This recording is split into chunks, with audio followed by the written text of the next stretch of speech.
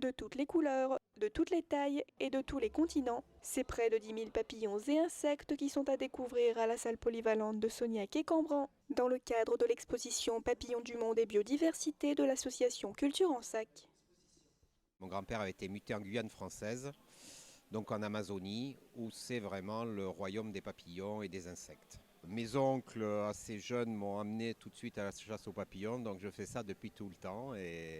Et de cette collection, j'ai échangé avec d'autres personnes beaucoup de papillons. Moi, ceux que j'avais d'Amazonie, en double, tout ça. J'ai un collègue qui fait l'Afrique, donc j'ai beaucoup de papillons d'Afrique de lui, bon, après d'Asie, tout ça. On fonctionne comme ça, quoi, beaucoup.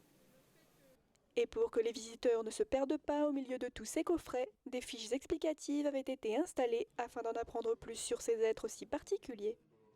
On n'est pas les seuls en France à avoir autant de papillons, non, ça c'est clair que dans tous les pays et dans tous les continents, chacun a ses espèces, sachant que les papillons migrent.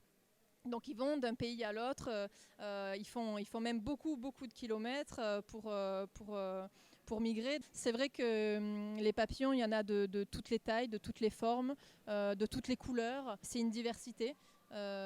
C'est des espèces qui se démarquent à chaque fois avec des critères morphologiques.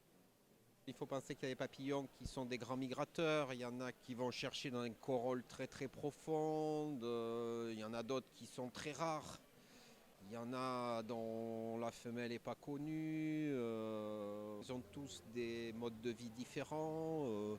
Les grands papillons de nuit par exemple naissent sans bouche, ils ne se nourrissent pas.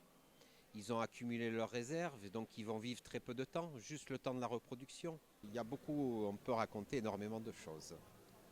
Mais derrière cette exposition très colorée, agrémentée de dessins d'enfants, se cache un message plus sérieux et pessimiste.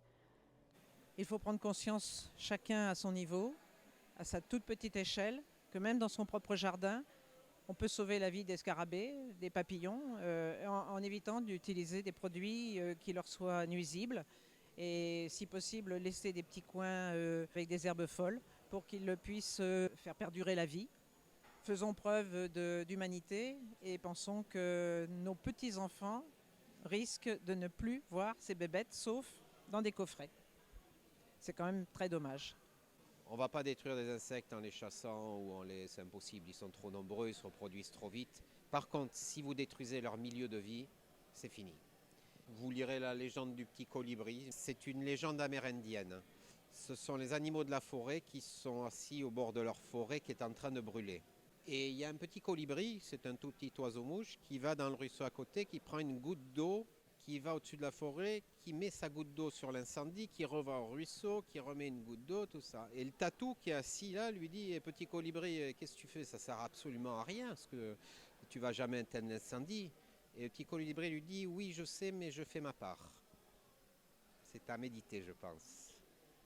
Une exposition à découvrir jusqu'au 16 juin.